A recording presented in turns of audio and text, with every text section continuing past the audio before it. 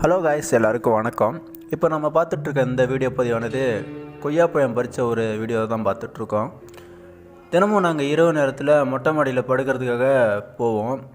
ஒரு நாள் பார்த்திங்கன்னா பக்கத்தில் உள்ள கொய்யா மரத்தில் குருவிகள் அனைத்துமே சத்தம் போட்டுக்கிட்டு போயிட்டு வந்துட்டு இருந்துச்சு. என்னடா இது, குருவிகள் எல்லாம் பறந்து போயிட்டு மரத்துக்கு வந்துட்டு போதேன்ட்டு செக் பண்ணி பார்க்கும்போது மரத்தில் அவ்வளோ கொய்யாப்பழம் இருந்துச்சு.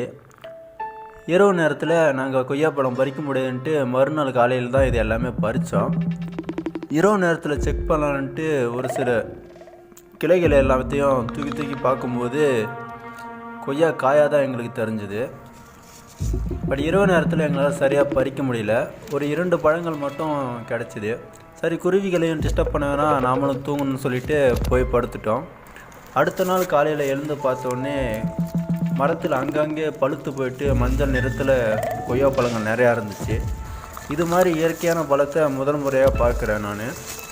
இந்த மாதிரி இப்போ நீங்களும் பார்த்துருந்தீங்கன்னா உங்களுடைய அனுபவத்தை நம்மளுடைய கமெண்டில் சொல்லுங்கள். அப்புறம் நம்ம சேனலில் லைக் அண்ட் சப்ஸ்கிரைப் மறக்காம பண்ணுங்கள்.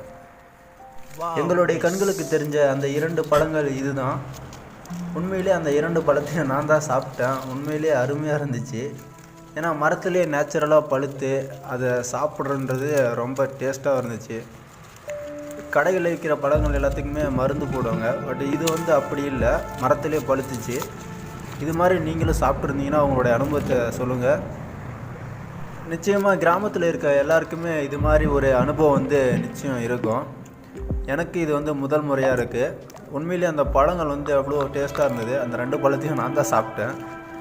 மறுநாள் காலையில் தான் நண்பர்களை கூட்டிகிட்டு போயிட்டு மரத்தை பார்க்கும்போது மரத்தில் அங்கங்கே கிட்டத்தட்ட 1 கிலோ லெவலுக்கு ஃபுல்லாக பழமாகவே இருந்துச்சு.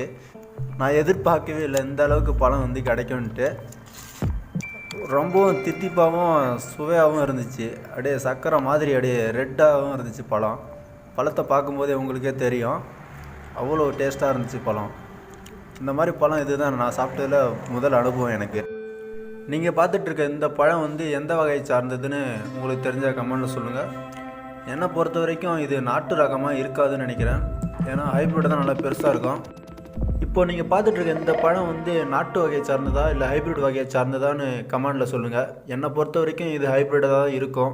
ஏன்னா நாட்டு ரகம் ரொம்ப சின்னதாக இருக்கும், பழமும் நல்லா தேன் மாதிரி தித்திக்கும். இதுவும் தித்திப்பாக தான் இருந்துச்சு. இது மரத்துலேயே நேச்சுரலாக பழுத்த ஒரு பழம், எந்த ஒரு செயற்கை உரமும் வைக்காமல் இயற்கையான முறையில் பழுத்த ஒரு பழம். உண்மையிலே எனக்கு ரொம்ப பிடிச்சிருந்தது. 1 கிலோ லெவலுக்கு பழம் பழுத்திருந்துச்சு.